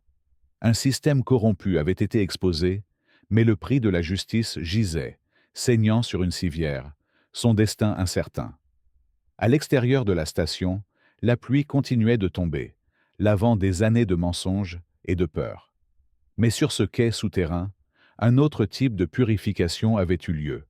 Un qui changerait non seulement une famille ou un commissariat, mais la compréhension qu'une ville entière avait du courage, de la loyauté et du véritable sens de la protection. La salle d'urgence vétérinaire bourdonnait d'une énergie tendue alors que les médecins travaillaient à sauver Léon. Sophie refusa de quitter son côté, sa petite main posée sur sa tête, tandis que le docteur Valérie Moreau et son équipe extrairent la balle. Les équipes de presse attendirent dehors, retenues par un mur de membres de la communauté qui s'étaient autoproclamés gardiens de l'intimité de la fille et de son chien. Claire, assise dans la salle d'attente, portait le poids d'années de silence enfin brisé. Julien se tenait à proximité, coordonnant avec les affaires internes, alors que l'enquête sur la corruption de Pierre s'étendait comme des cercles dans un étang empoisonné. Chaque heure apportait de nouvelles révélations, de nouvelles arrestations, une nouvelle compréhension de la profondeur de la pourriture. La balle a manqué son cœur, expliqua le docteur Valérie, ses vêtements chirurgicaux tachés de sang. Mais les dégâts sont importants. Les prochaines 24 heures seront critiques. Sophie hocha la tête, comprenant plus sur les heures critiques qu'aucun enfant ne devrait. La ville elle-même semblait retenir son souffle. La diffusion de Camille Laurent sur la confrontation dans le métro était devenue virale, déclenchant des discussions nationales sur la corruption policière et les défaillances institutionnelles. Mais dans ce petit hôpital vétérinaire, ces grands thèmes se réduisaient au bip rythmique des moniteurs suivant le cœur combattant d'un chien. Madame Lin organisa une veillée dehors, sa petite silhouette coordonnant d'une manière ou d'une autre des centaines de personnes tenant des bougies sous la pluie. Le bodega de M. Garcia fournit du café et des sandwichs gratuits à la foule rassemblée. L'officier Lefebvre montait la garde à l'entrée de l'hôpital, s'assurant que seuls les personnels autorisés entraient. À l'intérieur, Léon luttait. Son corps, déjà marqué par des cicatrices de ses années dans la rue, s'efforçait contre cette nouvelle agression. L'équipe médicale travaillait par quart, surveillant, ajustant, refusant d'abandonner le chien qui n'avait jamais abandonné les autres. Claire regardait la dévotion inébranlable de sa fille à travers la vitre d'observation, son cœur se brisant à nouveau. « J'aurais dû la protéger », murmura-t-elle à Julien. « J'aurais dû être aussi courageuse qu'un chien errant. » Le cirque médiatique s'intensifiait, alors que d'autres victimes de Pierre se manifestaient. D'anciens témoins parlèrent de menaces et de coercition. Des officiers admettaient avoir suivi des ordres corrompus. Mais Sophie restait isolée de la tempête, concentrée uniquement sur le soulèvement et la chute de la poitrine de Léon. Le docteur Valérie sortit de la chirurgie, épuisé, mais prudemment optimiste. « Il est fort, dit-elle, et il a une raison de vivre. » Elle n'avait pas besoin d'expliquer cette raison. Tout le monde pouvait la voir dans la vigile dévouée de Sophie. La nuit s'étirait sans fin. Le père Antoine arriva pour offrir du réconfort et du café, ses prières discrètes se mêlant au son mécanique de l'équipement médical. Élise Dupont passa après son service à l'hôpital, vérifiant les patients humains et canins avec un soin professionnel et une préoccupation personnelle. Des cartes et des lettres commencèrent à arriver de tout le pays. Des gens touchés par l'histoire d'un chien courageux et d'une petite fille affrontant la corruption. Des enfants envoyaient des dessins de Léon en super-héros. Les refuges pour animaux rapportaient une augmentation des adoptions, surtout des errants. Mais dans la salle d'hôpital stérile, ces grands impacts ne signifiaient rien comparé à la lutte pour une vie. La respiration de Léon restait faible, ses yeux normalement brillants fermés, son corps puissant anormalement immobile. Mais Sophie lui parlait constamment, lui rappelant leurs premières rencontres, leurs repas partagés, leurs évasions et aventures. « Tu ne peux pas partir, » murmura-t-elle, la voix rauque d'émotion. « On a gagné grâce à toi. Reste, s'il te plaît. » Ces mots portaient le poids de trop de pertes, de trop de trahisons par ceux qui auraient dû la protéger. L'équipe médicale surveillait les signes vitaux de Léon avec une inquiétude croissante. Les dégâts causés par la balle étaient graves, compliqués par ses blessures antérieures et sa vie dans la rue. Son corps était robuste, mais chaque combattant a ses limites. L'aube approchait avec une lenteur agonisante. Le docteur Valérie vérifia à nouveau les bandages de Léon, ses mains expérimentées douces, mais préoccupées. Les prochaines heures détermineraient tout, si un héros vivrait pour voir la justice qu'il avait aidé à créer, ou si son ultime acte de protection serait son dernier. Dehors, la veillée grandissait. Des gens qui n'avaient jamais rencontré Sophie ou Léon se tenaient côte à côte, avec ceux qui les avaient aidés à se cacher. Leurs bougies repoussaient l'obscurité, tout comme Léon avait repoussé la corruption et la cruauté. Dans son cœur, Sophie passait des marchés avec l'univers, promettant n'importe quoi si Léon ouvrait simplement les yeux. Sa propre exhaustion ne comptait pas face au besoin désespéré de voir son protecteur, son ami, sa famille, survivre à cette dernière bataille. Le premier mouvement de queue de Léon, 3 jours après l'opération, répandit des vagues de joie dans l'hôpital vétérinaire. Il était faible, à peine un frémissement, mais pour Sophie, c'était comme voir le soleil percer des nuages de tempête sans fin. Le docteur Valérie se permet un petit sourire en vérifiant ses constantes, le premier signe positif après des jours d'incertitude. La route vers la guérison s'avéra difficile. Les blessures de Léon nécessitèrent plusieurs opérations, chacune portant ses propres risques. La balle avait causé des dommages importants, et des complications de sa vie passée d'errant ajoutaient aux préoccupations de l'équipe médicale. Mais Léon aborda la guérison avec la même détermination qu'il avait montrée en protégeant Sophie. Claire, désormais installée dans un refuge pour femmes avec Sophie, visitait tous les jours. Son témoignage contre son mari avait ouvert les vannes d'épreuves, menant à des dizaines d'arrestations au sein du département de police. Mais son attention restait fixée sur la reconstruction de sa relation avec sa fille, utilisant la guérison de Léon comme un pont entre elles. La communauté continuait son soutien de manière pratique.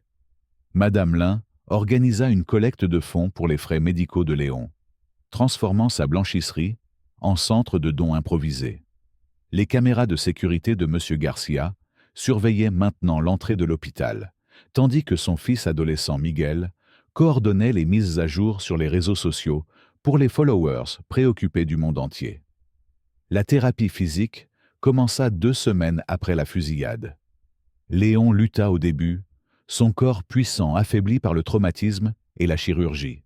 Mais la présence de Sophie le motivait. Chaque petite victoire, se tenir debout quelques secondes, faire un pas tremblant, accepter de la nourriture dans un bol, était célébré comme un triomphe majeur. Le docteur Valérie travaillait sans relâche, combinant traitements traditionnels et thérapies innovantes. Sa volonté de vivre est extraordinaire, dit-elle à Sophie. Il ne se bat pas seulement pour lui, il se bat pour toi. Le lien entre la fille et le chien devint une source d'inspiration pour le personnel de l'hôpital, qui avait vu trop de cas se terminer dans la douleur. L'attention médiatique passa progressivement de la corruption de Pierre à l'histoire de la guérison de Léon. Camille Laurent produisit un reportage spécial soulignant le pouvoir guérisseur du lien humain-animal. Les organisations de défense des animaux citèrent le cas de Léon dans des campagnes contre la discrimination des races et pour une meilleure protection des errants. Lentement, la force de Léon revenait. Sa queue remuait plus souvent, ses yeux retrouvaient leur expression alerte, et ses instincts protecteurs restaient aiguisés malgré sa faiblesse. Quand des cauchemars réveillaient Sophie dans la salle familiale de l'hôpital, Léon gémissait doucement, jusqu'à ce qu'elle vienne à son lit, où ils se réconfortaient mutuellement. Les cicatrices physiques resteraient, un rappel permanent de son sacrifice. Sa démarche ne serait plus jamais tout à fait la même, la balle ayant endommagé muscles et nerfs. Mais ses limitations semblaient le rendre plus déterminé, plus concentré sur sa mission autoproclamée de gardien de Sophie. Julien visitait régulièrement, apportant des nouvelles de l'enquête et des friandises pour chiens glissées en douce, malgré les règles diététiques strictes du docteur Valéry. Il observait la guérison de Léon avec un intérêt professionnel et un investissement personnel, voyant dans la résilience du chien un reflet du changement qu'il espérait apporter au département. Le père Antoine bénit la chambre de convalescence de Léon, parlant de miracles grands et petits. Le vieux prêtre avait vu bien des batailles entre le bien et le mal, mais peu l'avaient ému comme la dévotion pure entre un chien blessé et une enfant en voie de guérison. Au fil des semaines, Léon passa du repos au lit, à de courtes promenades dans les couloirs de l'hôpital. Sophie marchait à ses côtés, adaptant son pas au sien, offrant un soutien quand il se fatiguait. Leur traumatisme partagé avait forgé quelque chose de plus profond qu'une amitié, une compréhension qui transcendait les mots. Le jour où Léon aboya à nouveau, un son fort et plein, fit monter les larmes aux yeux de tous. C'était comme entendre une déclaration de victoire, une affirmation que ni les balles, ni la corruption ne pouvaient réduire au silence la voix de la vérité et de la loyauté. La guérison n'était pas seulement physique. Sophie commença des séances de thérapie, travaillant sur son traumatisme avec un conseiller qui intégrait la thérapie assistée par les animaux. La présence de Léon l'aidait à s'ouvrir sur la maltraitance, la peur et la culpabilité qu'elle portait. Ensemble, ils apprenaient à faire confiance à nouveau. Claire observait ce processus de guérison avec un mélange de gratitude et de regret. Elle ne pouvait changer le passé, effacer les années où elle était restée silencieuse. Mais l'exemple de Léon, sa loyauté inébranlable, son courage face au mal, sa détermination à guérir, lui montraient un chemin à suivre. Alors que le printemps approchait, ramenant la chaleur à la ville, la convalescence de Léon entrait dans ses phases finales. Il ne serait jamais le même chien qui avait rencontré Sophie dans cette ruelle trempée par la pluie. Mais peut-être était-il davantage un symbole de survie, de justice, du pouvoir de l'amour à guérir même les blessures les plus profondes. Le palais de justice se dressait imposant sous le ciel printanier, alors que le procès de Pierre Dubois commençait. La présence médiatique était sans précédent, avec des reporters de tout le pays venus couvrir ce qui était devenu connu sous le nom de « l'affaire Léon ». À l'intérieur, les preuves contre Pierre se déroulaient comme les chapitres d'une histoire d'horreur.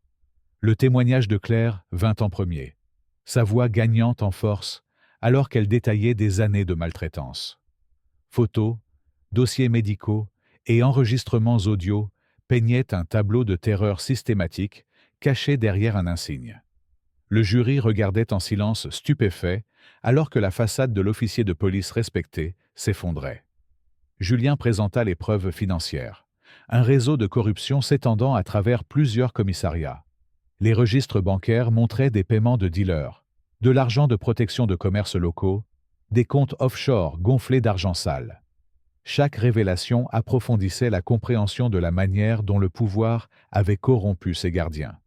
Le moment le plus puissant vint quand Sophie monta à la barre. Malgré sa peur, Elle parla clairement de la maltraitance, des menaces et de la protection inébranlable de Léon.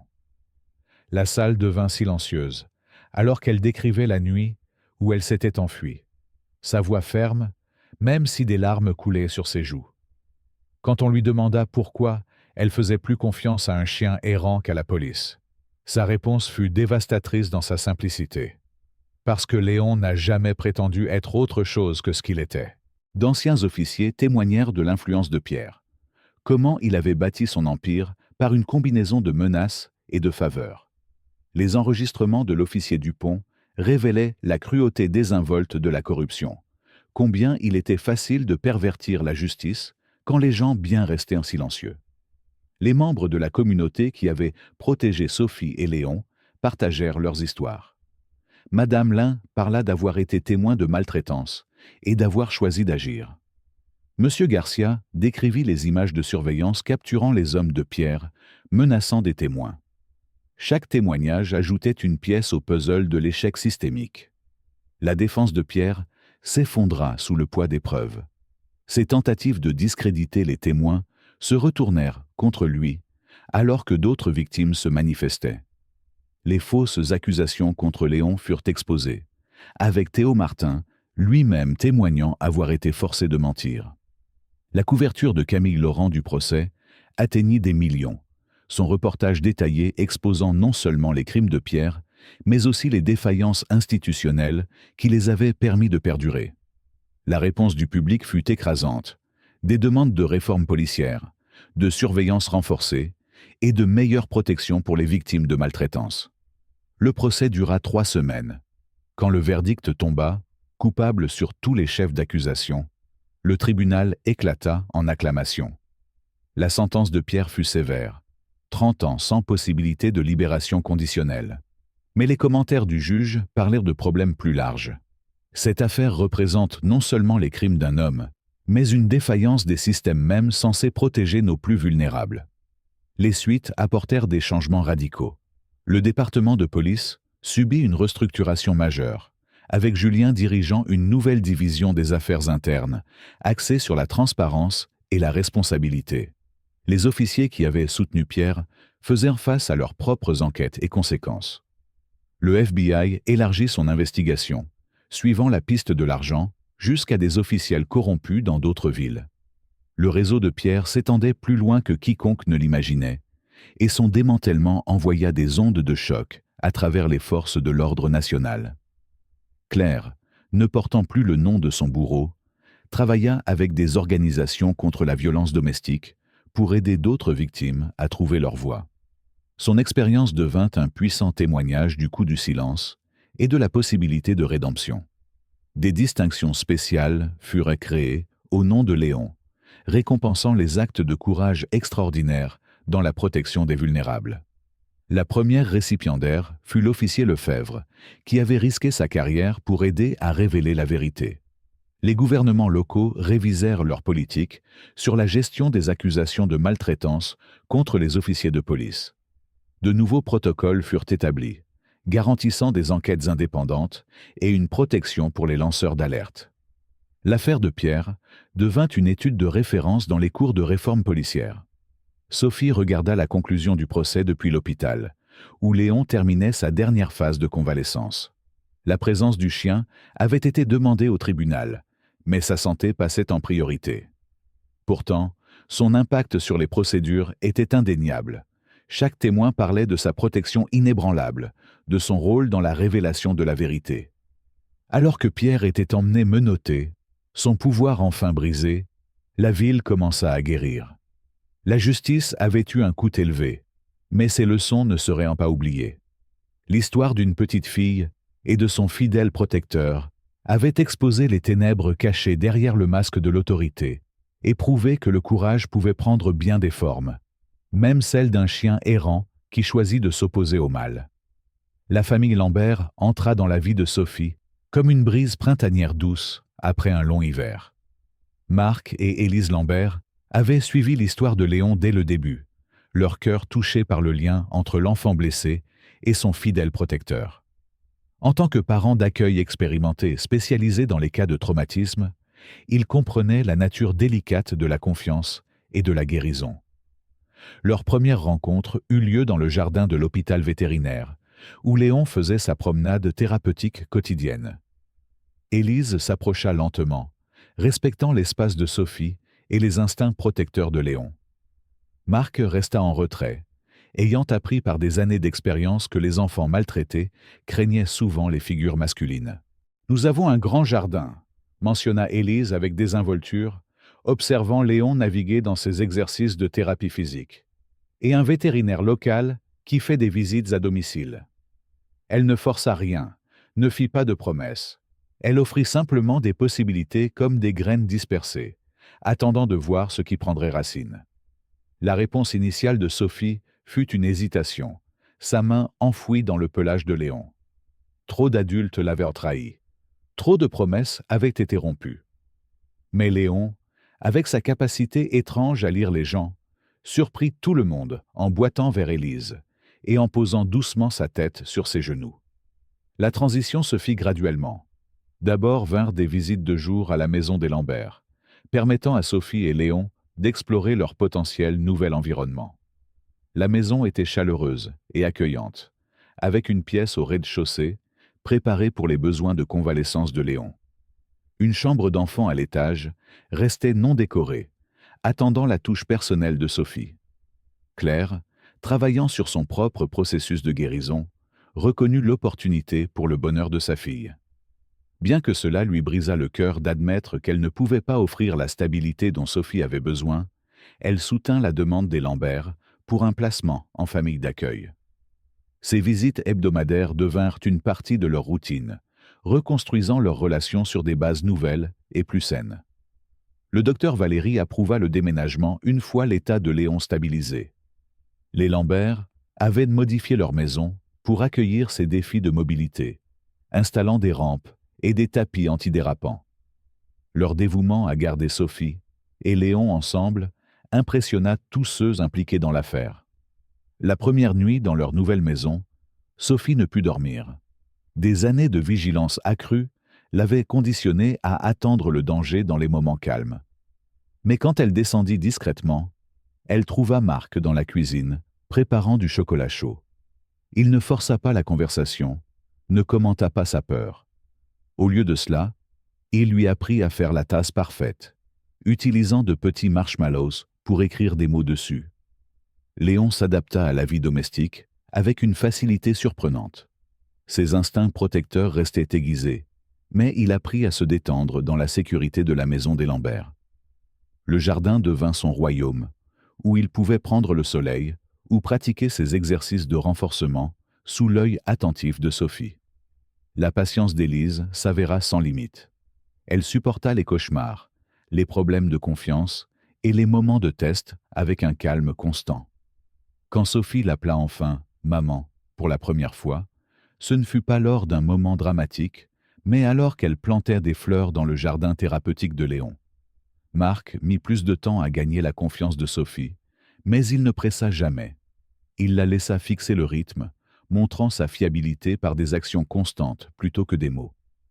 La percée vint lors d'un orage, quand il resta assis toute la nuit devant sa chambre, juste pour prouver qu'elle n'était plus seule.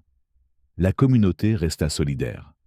Madame Lin apportait des raviolis tous les dimanches, apprenant à Sophie l'art de les plier, tout en partageant des histoires de son enfance. Le fils de M. Garcia, Miguel, devint un visiteur régulier, aidant avec les exercices de Léon et apportant des nouvelles de leur ancien quartier. La guérison se fit dans de petits moments. Le premier vrai rire de Sophie lors d'une soirée de jeu en famille, Léon jouant à rapporter sans boiter, Claire rejoignant pour les célébrations des fêtes sans tension. Les Lambert créèrent de l'espace pour tout cela, comprenant que la famille pouvait être à la fois née et choisie. Au fil des mois, les signes de traumatisme commencèrent à s'estomper. Les cauchemars de Sophie devinrent moins fréquents, ses sourires plus naturels. Les limitations physiques de Léon devinrent juste une partie de qui il était, non un rappel de ce qu'il avait perdu. Le passé ne disparaissait pas, mais il perdait son pouvoir de contrôler le présent. Les Lambert adoptèrent officiellement Sophie par une lumineuse matinée d'automne, avec Léon assis fièrement à ses côtés au tribunal. Claire était là, ainsi que Julien, Madame Lin, et tous ceux qui les avaient aidés à atteindre ce moment. Ce n'était pas une fin heureuse, tant qu'un nouveau départ. Une preuve que l'amour, sous toutes ses formes, pouvait construire quelque chose de beau à partir de morceaux brisés.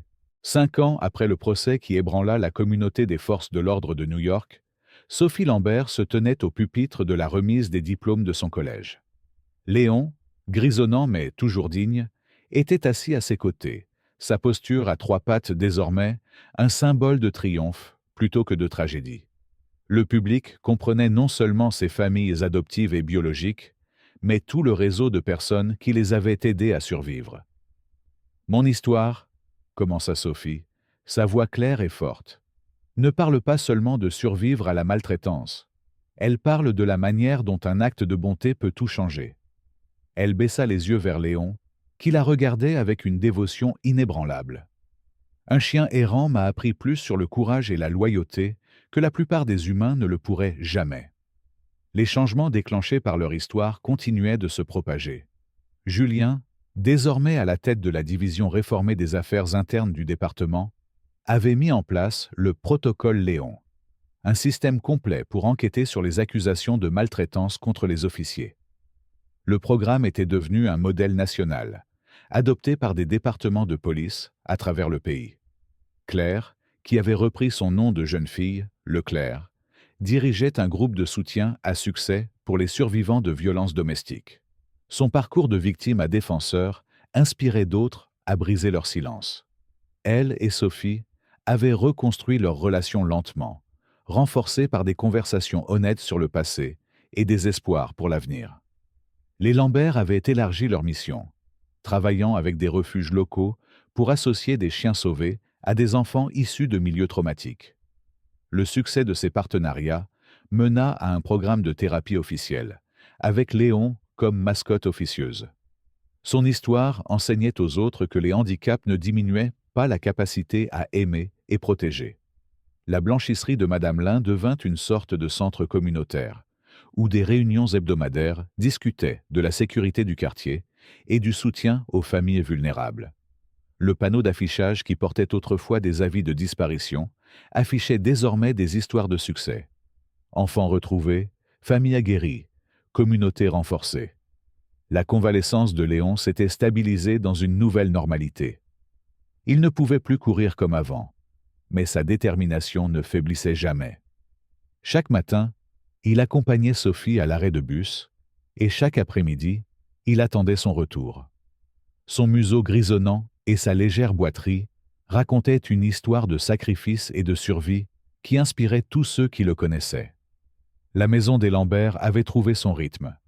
Les séances nocturnes de chocolat chaud de Marc devinrent des traditions familiales, pas seulement un réconfort pour les cauchemars. Le jardin d'Élise prospérait, l'espace thérapeutique de Léon évoluant en une retraite paisible où d'autres enfants en guérison pouvaient trouver la paix. La guérison de Sophie se manifesta de manière remarquable. La fille qui sursautait autrefois au bruit fort dirigeait maintenant des cours d'autodéfense pour d'autres jeunes survivants. Son histoire, partagée avec soin de manière adaptée à leur âge, aidait d'autres enfants à reconnaître et signaler la maltraitance. Elle rêvait de devenir avocate, inspirée par ceux qui avaient lutté pour sa justice. Le quartier changea aussi.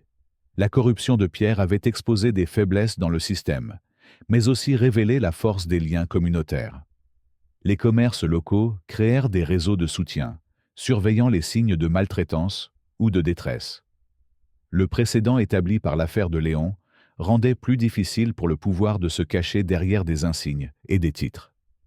Le documentaire de Camille Laurent sur leur histoire remporta plusieurs prix, mais plus important encore, il déclencha des conversations nationales sur la responsabilité institutionnelle et l'importance de protéger les lanceurs d'alerte. L'image de Léon se tenant entre Sophie et le danger devint un puissant symbole de résistance contre l'abus de pouvoir. Le tribunal où Pierre fut condamné abritait désormais une unité spéciale pour les victimes, spécifiquement formée à gérer les cas impliquant des inconduites policières. Une fresque dans le hall dépeignait un chien doré montant la garde sur une enfant, avec les mots « Le courage prend bien des formes » inscrits en dessous. L'officier Lefebvre, promu sergent, développa des programmes de formation axés sur la reconnaissance et le signalement de la maltraitance au sein des familles des forces de l'ordre. Son travail, basé sur les leçons tirées de l'affaire de Pierre, aida à briser le mur du silence bleu qui avait protégé les abuseurs. L'hôpital vétérinaire où Léon récupéra créa un fonds pour aider d'autres animaux sauvés blessés, le nommant les héros de Léon. Le docteur Valéry consulta sur des cas à travers le pays, partageant son expérience dans la réhabilitation d'animaux affectés par des traumatismes. À travers tout cela, le lien entre Sophie et Léon ne fit que se renforcer. Chaque anniversaire de leur première rencontre était célébré avec des friandises spéciales et une réflexion silencieuse. Leur histoire devint une légende dans le quartier, transmise comme une preuve que l'amour pouvait surmonter la peur, que la loyauté pouvait vaincre la corruption, que la guérison était possible même des blessures les plus profondes. Alors que Sophie terminait son discours à la remise des diplômes, elle baissa les yeux vers Léon, dont les oreilles se dressaient à l'écoute de sa voix. « Ce n'est pas seulement mon histoire, » conclut-elle. « C'est celle de tous ceux qui ont choisi de se battre pour ce qui est juste, même quand le monde disait que c'était impossible. » Les applaudissements éclatèrent, un tonnerre de soutien résonnant dans l'auditorium. Léon, sentant l'énergie, donna un aboiement joyeux, sa voix portant encore la force de leur victoire partagée.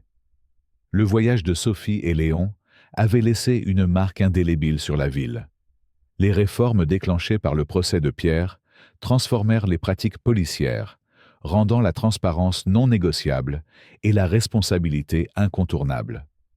Les écoles intégrèrent leur histoire dans les cours d'éducation civique, enseignant aux enfants la puissance de la résilience et l'importance de s'exprimer contre l'injustice.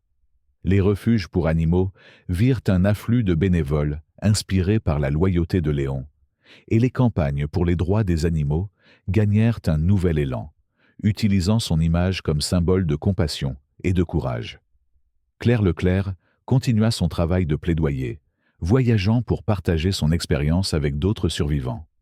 Sa relation avec Sophie, bien que marquée par les cicatrices du passé, s'épanouit dans un lien de respect mutuel et de compréhension. Elle assistait à chaque étape importante, remise de diplôme, anniversaire, première réussite, non pas en tant que figure autoritaire, mais en tant que témoin de la force de sa fille. Julien Moreau gravit les échelons, devenant un chef respecté dans la lutte contre la corruption institutionnelle. Son bureau affichait une photo encadrée de Sophie et Léon, un rappel constant des enjeux de son travail. Les Lambert restèrent une constante dans la vie de Sophie et Léon, leur maison servant de refuge où les leçons du passé étaient honorées, mais ne définissaient pas l'avenir. Marc enseigna à Sophie à réparer des voitures, transformant ses mains autrefois tremblantes en outils de création. Élise continua de cultiver leur jardin, ajoutant chaque année de nouvelles fleurs en l'honneur des étapes de leur voyage commun. Léon, malgré son âge et ses limites physiques, conservait son rôle de protecteur. Un grognement doux pour les étrangers, une queue battante pour les visages familiers. Madame Lin, désormais une figure maternelle pour le quartier, passa ses dernières années à transmettre ses recettes et sa sagesse.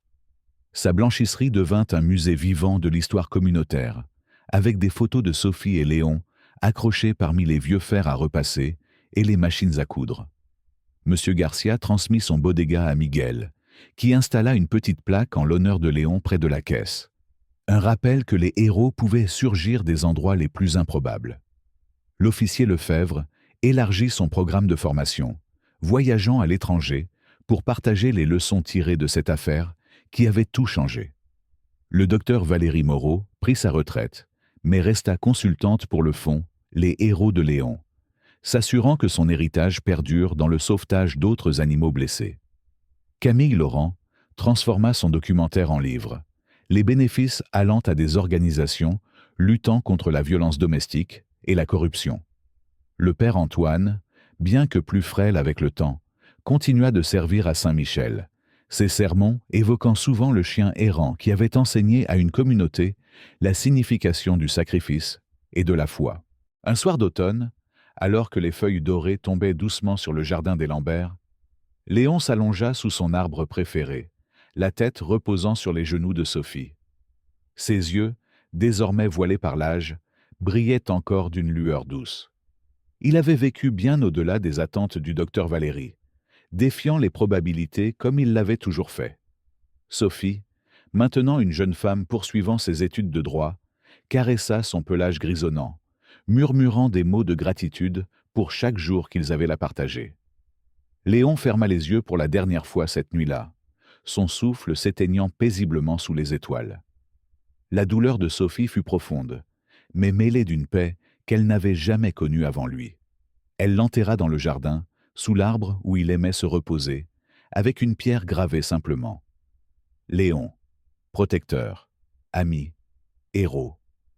La nouvelle de son décès se répandit rapidement, et le lendemain, le jardin des Lambert se remplit de fleurs, de lettres et de bougies déposées par ceux qui l'avaient touché, certains qu'il avait rencontrés, beaucoup qu'il ne connaissait pas. La vie de Sophie continua, portée par l'héritage de Léon. Elle obtint son diplôme de droit avec mention, se spécialisant dans la défense des victimes de maltraitance et des lanceurs d'alerte. Chaque victoire au tribunal était un hommage au chien qui l'avait sauvé, non seulement des coups, mais aussi du désespoir. Les Lambert vieillirent avec grâce, leur maison restant un sanctuaire pour les enfants et les animaux ayant besoin de guérison. Claire trouva une nouvelle vocation dans l'écriture, publiant un mémoire qui devint un best-seller parmi les survivants cherchant à reconstruire leur vie. New York elle-même portait les marques de leur histoire. Les rues autrefois divisées par la peur et la corruption prospéraient maintenant avec un sens renouvelé de communauté. Le 35e commissariat, autrefois un bastion de pouvoir corrompu, devint un modèle de réforme. Son mur d'honneur redécoré avec des visages de ceux qui avaient combattu pour la justice. Julien, Lefebvre, et même une silhouette canine familière. La ville apprit que les héros ne portaient pas toujours des capes ou des insignes. Parfois, ils marchaient sur quatre pattes, avec des yeux qui voyaient la vérité, là où les autres détournèrent le regard. L'histoire de Sophie et Léon ne s'acheva pas avec sa mort, mais grandit dans chaque vie qu'elle toucha. Des années plus tard, une petite fille dans un refuge pour animaux à l'autre bout du pays choisit un chien errant aux yeux doux, le nommant Léon, d'après une histoire que sa mère lui avait racontée. Et ainsi, l'héritage continua, un témoignage du pouvoir de l'amour, du courage et de la connexion improbable entre une enfant brisée et un chien errant qui, ensemble, changèrent le monde. Sous un ciel d'automne clair, une statue fut dévoilée dans un parc près de l'ancienne maison en pierre brune de Pierre Dubois. Un monument en bronze de Léon, debout devant Sophie, ses yeux vigilants tournés vers l'horizon. La plaque en dessous portait une inscription. À Léon et Sophie, qui nous ont montré que la justice commence par la compassion et que le courage peut naître des cœurs les plus humbles. La cérémonie attira des foules de tout le pays, des survivants, des réformateurs, des amoureux des animaux et des citoyens ordinaires inspirés par leur histoire. Sophie, désormais adulte, posa une main sur la statue, sentant le métal froid sous ses doigts. Elle ne parla pas beaucoup ce jour-là. Les mots n'étaient pas nécessaires. L'héritage de Léon vivait dans les lois qu'elle aidait à écrire, les vies qu'elle défendait et la famille qu'elle avait trouvée et construite. Claire se tenait à ses côtés, les larmes aux yeux, mais un sourire de fierté sur le visage. Les Lambert, Julien, Madame Lin, et tous ceux qui avaient joué un rôle dans leur voyage étaient là. Un cercle de soutien qui avait grandi avec le temps. La statue devint un lieu de pèlerinage, un endroit où les gens laissaient des fleurs, des jouets pour chiens et des lettres de gratitude. Les enfants apprenaient l'histoire en classe, les enseignants utilisant leur parcours comme une leçon sur la résilience et le pouvoir de la communauté. Les chiens errants de la ville trouvèrent de plus de foyers, les gens se souvenant du géant doré qui avait défié la corruption avec rien d'autre que sa loyauté. New York, avec toutes ses ombres et sa lumière, portaient leur marque. Un rappel que même dans les endroits les plus sombres, l'espoir pouvait surgir des sources les plus inattendues. Alors que le soleil se couchait sur la cérémonie, projetant des ombres longues du bronze de Léon et Sophie, la ville continua de tourner. Mais elle le faisait avec une compréhension plus profonde de ce que signifiait protéger, guérir et se dresser pour la justice. Leur histoire était finie, mais son écho résonnerait pour les générations à venir. Une balise de lumière née d'une tempête de janvier, d'un chien errant et d'une petite fille qui refusèrent de se laisser briser. Lorsque j'ai plongé dans l'histoire bouleversante de Sophie et Léon, une fillette perdue et un chien errant unis par une tempête new-yorkaise, j'ai été frappé par la puissance de leur lien. Une lumière fragile mais indomptable face aux ténèbres d'un monde corrompu. Ce récit, qui commence par une rencontre improbable, sous une pluie battante, m'a ému par sa simplicité brute et sa profondeur universelle. Sophie, une enfant de 6 ans brisée par la violence d'un beau-père, Pierre Dubois, officier respecté, mais monstre masqué, trouve en Léon un Golden Retriever abandonné, bien plus qu'un protecteur, un miroir de sa propre résilience. Leur aventure, qui expose la corruption et la maltraitance cachée derrière l'insigne de Pierre, m'a poussé à réfléchir à ce que signifie vraiment le courage, et à la manière dont nous, dans nos vies quotidiennes, pouvons tirer des leçons de leur combat. En France, où l'on chérit les récits de héros discrets, pensons à Jeanne d'Arc, ou aux résistants de l'ombre, cette histoire résonne comme une fable moderne, un appel à regarder au-delà des apparences et à agir quand l'injustice frappe à notre porte. D'abord, ce qui me touche, c'est la pureté de l'instinct de Léon. Ce chien, rejeté par la société, n'a ni insigne ni statut. Pourtant, il agit avec une noblesse que bien des humains ont perdue. Quand il se jette devant Sophie pour la sauver d'une moto, ou, plus tard, d'une balle, il ne calcule pas, il ne négocie pas, il donne tout. Cela m'interpelle profondément. Combien de fois, dans nos vies trépidantes, passons-nous à côté de ceux qui souffrent en silence? À Paris, Lyon ou Marseille, il suffit de lever les yeux dans le métro ou sur les quais pour voir des âmes oubliées, des sans-abri, des enfants en détresse, des familles brisées. Léon m'enseigne que le courage n'a pas besoin d'être grandiose. Il peut être un simple geste, une main tendue, un regard qui dit « Je te vois ». Appliquer cela dans ma vie, c'est peut-être prendre le temps d'écouter un collègue en difficulté, d'aider un voisin isolé, ou de signaler une injustice, au lieu de fermer les yeux par confort. Ensuite, l'histoire met en lumière la force de la communauté. Sans Madame Lin, Monsieur Garcia, Julien Moreau ou Claire, qui trouvent enfin le courage de parler, Sophie et Léon n'auraient pas triomphé. En France, on aime célébrer l'esprit collectif, des vendanges en Provence aux manifestations pour la justice sociale. Ce récit me rappelle que seul, on peut être vulnérable, mais ensemble, on devient une force. Pierre prospère grâce au silence complice, mais c'est la solidarité du quartier qui le fait tomber. Dans ma propre existence, cela m'incite à ne pas rester isolé dans mes luttes ou mes idées. Si je vois un problème au travail, dans ma ville ou même dans ma famille, je dois chercher des alliés, construire des ponts, partager mes inquiétudes. Comme les commerçants qui protègent Sophie, je peux rejoindre des associations, soutenir des causes locales ou simplement créer un réseau d'entraide avec mes proches. La leçon est claire. L'union fait la force et le changement commence par des petites solidarités. Un autre aspect qui me marque est la rédemption de Claire. Longtemps prisonnière de la peur, elle finit par briser son silence, offrant à sa fille une chance de justice. Ce cheminement, douloureux mais libérateur, reflète une valeur chère aux Français, la capacité à se relever après une chute.